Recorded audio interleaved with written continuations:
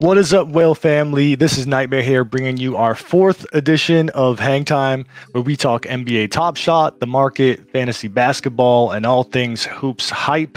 And hoops hype, I am indeed. The weather is improving. It is a nice, balmy 60-something degrees here in the Boston area. So I have actually dragged my little rollaway basketball hoop out of the shed and propped that up, probably just until I get a next set of snow here, which will likely be next week, the way our weather goes in New England. But the point is, basketball fever's continuing to take me over between Top Shot, between the NBA as we approach, some more of the playoff kind of scenarios with the East getting really tight. Of course, I'm a huge Steez fan, and I want to get out there myself as well. So pretty interesting week as far as the NBA goes and NBA Top Shot. We saw, first of all, let's get it out of the way right off the bat. LeBron, with his injury going down, a high ankle sprain, which was gross to watch, especially if any of you play basketball, because a high ankle sprain is, in my opinion, the worst of the two. It's, it's more awkward to try to rehab that and get back out there on the floor. It's harder to put some supports on. It's not as easy to get a brace and tape that up because of where it is. So, Godspeed to LeBron. Hope he gets himself together soon, and probably looking at a month maybe, and then he'll be back, able to contribute at somewhat close to full potential for the Lakers. But the funny thing is, high ankle sprain can linger for a while. At least it does for me. But of course, I'm only a smidge below LeBron as far as athleticism goes. And we'll see how that impacts his cards and his, market here on NBA Top Shot. But also, the other big injury coming out of the weekend, LaMelo Ball with a fractured wrist. Putting him out for the rest of the season, most likely. There's a chance that he could return for the playoffs, but if you have an unbelievable, franchise type of player like LaMelo, you're not going to risk putting him back out there unless you had a chance to totally win the whole thing, and that's not really the position that they're in. So likely LaMelo sits for the rest of the year. What that means for the value of his cards and whatnot, we don't know. He was obviously the front runner for Rookie of the Year. Likely played enough of the season to still be in consideration to get the award. But if one of the other players, really turns it up for the second half and makes a statement, there's a chance that he could lose out on that. Now, long term, is that going to be detrimental to his value and to his cards? Probably not. Probably not, because like we said, he's a generational player. He's a franchise changing player. So, his rookie card, and especially with the badges that'll be coming out soon, will retain a lot of value. But in the short term, we probably see, a decent dip on the value of his moments, and might be the opportunity to scoop some if you've been eyeballing him, or work towards getting him through some of the challenges. So two big things from the NBA. And, there were a couple odds and ends. We saw Blake Griffin debut with Brooklyn finally and did basically nothing. I think he played 15 minutes and had like one or two buckets. So there was some talk that this was going to be a major change to Brooklyn and what they have for support and kind of shoring up their standing. But obviously, not a big difference there. So on to NBA Top Shot. For this past week, we continued to see a lot of interest from celebrity and people, bringing more people to the market. Ja Rule has even come to the table, and it seems like he endorses a lot of things. But we have celebrities beyond the scope of just the NBA players talking about it. And then, Kevin Durant himself, pushing NBA Top Shot and talking about people checking out a pack giveaway on Boardroom, which is one of his platforms. So there was actually news, or rather rumors, that Kevin Durant was one of the early investors of the NBA players that went in heavy supporting Top Shot. So I don't know if that's confirmed. I don't believe it is, but either way, someone of his voice within the NBA talking to the fans and telling them, this is something they should pay attention to, is big. So we continue to see that more and more. I would expect that Top Shot is continuing to reach out to players and celebrities and getting more exposure to the masses for this. I don't know about you guys, but my friends continue to ask me about it. Funny, they they finally had more accessible signups. And I know there's still some restrictions to like the number of signups that they can do per week or whatever, but I let my buddies know. And a couple of them, the first time they had an opportunity to do anything, it was with one of the rare packs. So immediately you got a text message and it was like, hey, it's $200 for a pack, and had to talk to them like, no, you could go on the marketplace, or they have these regular, common packs that will drop for $9, etc. But at first glance, they were like, whoa, this is exorbitant. I can't buy a moment unless it's, $20-$30. I can't get a pack, it's $200. So I think there's a perception issue still there, and it just kind of talks to the reason why we need to have a better flow and more accessibility for new people that want to come onto this platform, because that's how we're going to continue to build the market and have that valuation. We need to onboard as many as we can, but control the scarcity to some degree. And so, that's the intention with the different tiers of packs. And I don't know what you'd call the equivalent of tokenomics with cards, but the game theory that will be involved in how they incentivize people to hold versus sell and things of that nature. So it'll be very interesting, but we do need to continue to make things accessible for new people that want to come on. And speaking of the market itself, it was kind of unique. They had opened up withdrawals to more people, and they had lightened some of the restrictions that were in place. And obviously, depending on the dynamic of what Top Shot and Dapper is doing that day, those things fluctuate. But the net saw what seemed like a continuation of a slight downtrend in values. And it's kind of been a slow period in that, we had the all-star packs, but not a lot of market moving things happening. So, some people taking money out, obviously some of the challenges where they are on the time scale affects the values. When everybody's rushing to get certain moments to do a certain challenge, that affects things. And we have a bunch of challenges running concurrently now. And I think that's going to be part of the model going forward. It may fluctuate a little bit, but I think they want to have different achievable goals for different people. There's tiers of collectors that don't want to spend thousands of dollars on moments. They want to buy packs and try to piece things together, right? So there's going to be this confluence of challenges and things going on at the same time, probably going forward for the most part. But what this net effect is, there's continuing to be a slight downtrend in the market. The whale vault is now hovering at around $47 million based on Evaluate Market. And obviously, if you look at some of the other valuation websites, that's a much higher figure, where they take into account the serials versus the special numbering and things of that nature. But relatively steady. We were near 50 million last week when we checked. So a slight decline. And we're looking for that next, thing that's going to trigger the market to have that uptrend. And could it be some of the things that are going to happen this week? We'll see. There is some news. And so with this past week, the gifting restrictions were eased with some modifications and cooldowns and things like that. So that was a positive development. People that wanted to gift moments and be able to make trades, OTC, and things of that nature now had an opportunity to do that. And that coincided with them having more confidence in some of the security features and anti-botting techniques that they had instituted and thought it was doing well. So that's a sign that they're progressing on their end with some of their anti-cheat methodologies. And then likewise, we mentioned that the withdrawals had increased.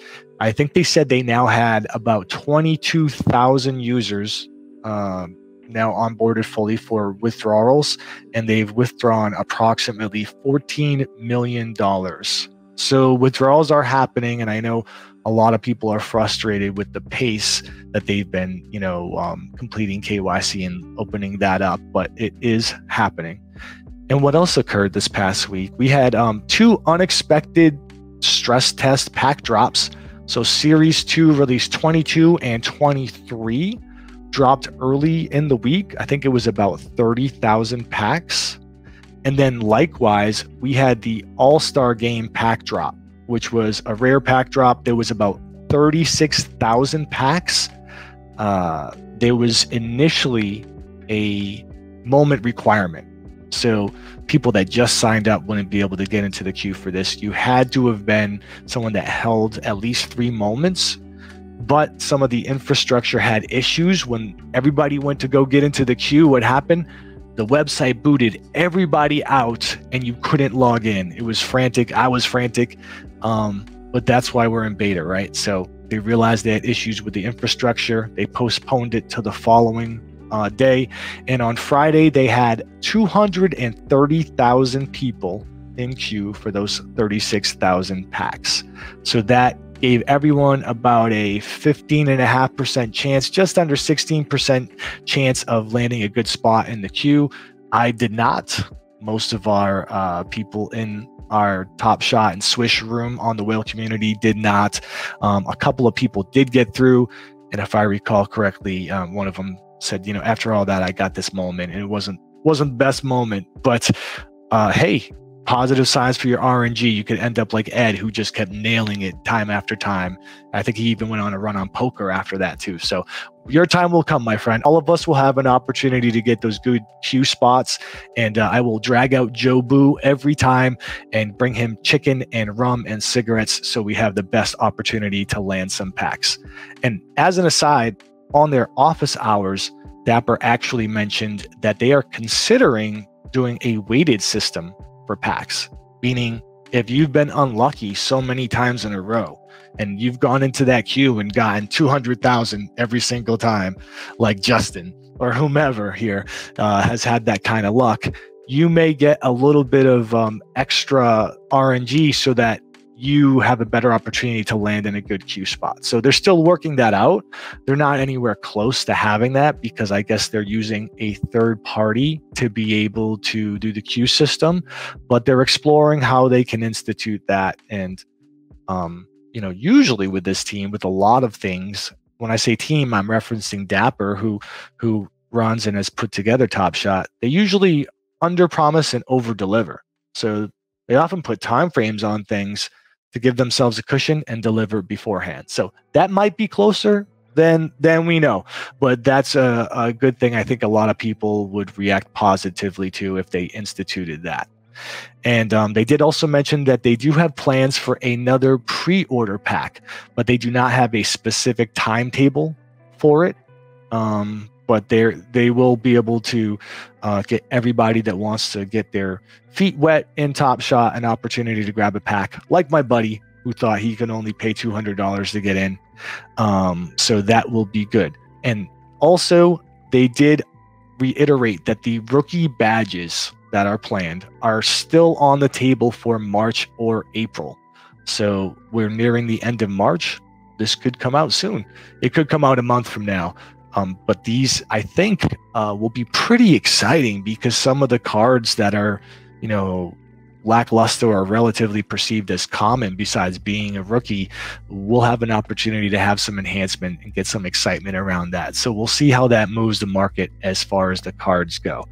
And then the big news for Top Shot for today, obviously, Cool Cats 3 is releasing. So here you have the promo for it. I did have the page up to show you, but the queue is live. So I hopped into the queue. If you are not in the queue, I recommend you go ahead and hop on now, unless you have a strategy of going late and that, you know, for some reason gives you luck in where you land. And if so, please share it with me and Joe Boo and the rest of the community, and we'll try to use that. But the queue is live. So Cool Cats 3 with a European flair is launching. So there's 5 unique Cool Cats moments in this between Porzingis, Sabonis, Dragic, Barrett, Alexander, and the challenge is said to have been a Jokic. So you get a Joker Cool Cat as a challenge reward for getting these 5 cards.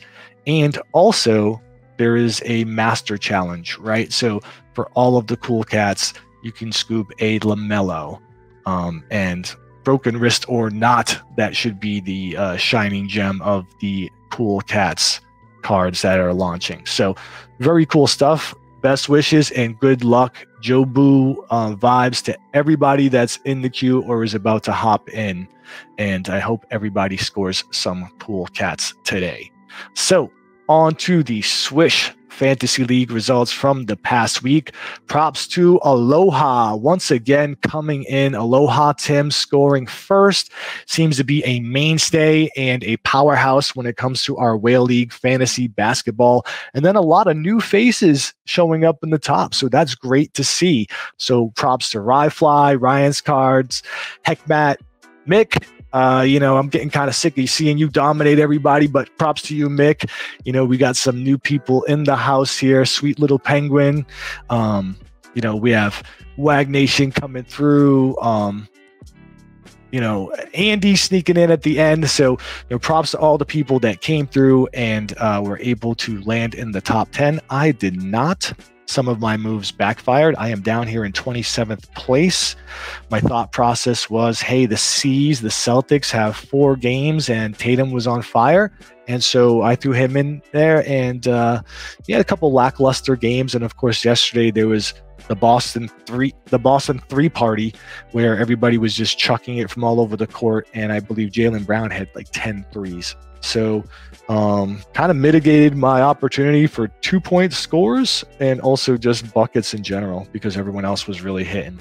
And Lillard threw up a horrible game for 3 last night, and that kind of affected things as well. But other than that, it was an okay week, but none of my things really panned out. And some of this, guys, is going to be luck of the draw. Obviously, some people threw in LeBron and the Lakers because they had so many games, but LeBron going down with an injury and also just kind of being more spread as far as what he's doing to contribute to the team played a role there. Steph having to come out, that definitely didn't help anyone that ran with him. And then, from the defensive standpoint, it was pretty tight. It was a pretty tight set of players there that were only separated by 1 or 2 blocks or steals. In fact, thanks to our community member Hooper Dude, who came through with some of the leaders for each category. So in the 2-point bucket, Beal, Joker, Harrell, Irving, Booker, none of the mainstays really. Some people have been running with Beal for a while and had a lot of confidence with that. And, look at this. This is a genius play by Tim. He ran Beal and Westbrook together, right? So Westbrook's feeding him the assist and Beal's, running and gunning. So props to you for making that move. For 3 points, Luka, Buddy Hield, Jaylen Brown, Murray, Ingles, Holiday, not a lot of mainstays that a lot of people would put up there. In fact, if I'm looking here at the top 20, I don't see any of these players. So it was one of those weeks where, the stat leaders that you would traditionally think would hit did not. So it was kind of a little bit of RNG and luck and putting yourself in the best position to score with your other positions. So on the assist, Westbrook absolutely dominated, crushed Harden, who's been, putting up monster numbers, and Harden had a pedestrian game over the weekend. So Westbrook, just monstrous between the number of games and just how he's been serving it up with, 15 assist games over and over again, was a great pick there. And then, if you take a look, you get down to Luka at 38, Randall and Jokic, you're talking to people like 20 assists away from the leader here. So, it wasn't the obvious picks unless you were going for Westbrook and Harden. And actually, we do have someone that went out on a limb and grabbed Luka. Who is this? Paradigm. Props to you, Paradigm, for breaking the paradigm and going with Luka there. And then you can see here, like we mentioned, when you get to the steals and blocks category, none of the top 5 cards have cards. So Turner, Leonard, Collins, like none of the people here ran with those players. Or rather, none of these people that were the stat leaders for the week actually have moments. We've been looking for a Turner moment for a long time. Guys, Top Shot, please send us a Turner block.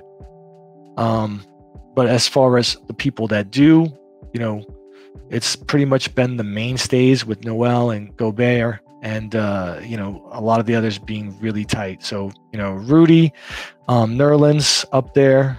I don't know if this is Jaylen Brown or which Brown that is. That's a unique one that we're not seeing here. Here we are, Jaylen Brown.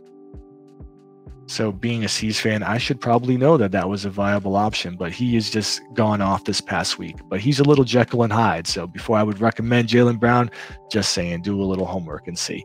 He may be about to go off and keep it there. I know Marcus Smart threw a little meeting.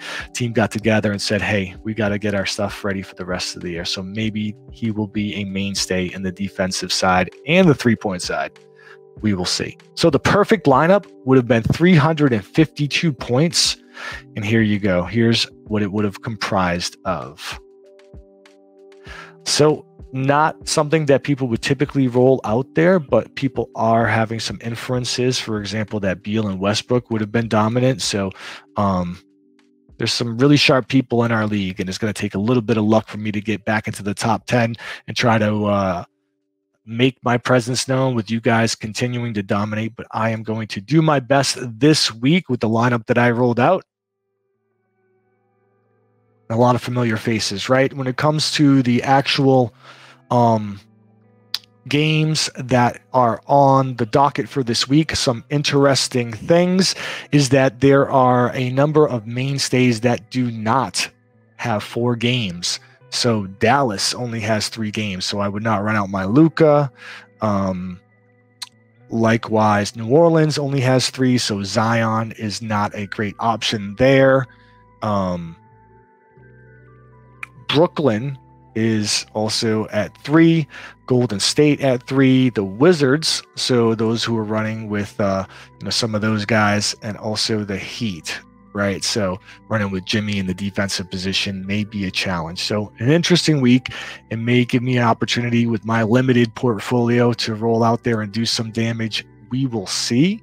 But more so, we will see what will happen if I get some cool cards out of this Cool Cat pack drop like everyone else. So I will be in the queue. If I do land a pack, I think I will hold on to it and either record it and then share it with everybody in the community so we can open it together, or I'll hold on to it to do it live on Monday.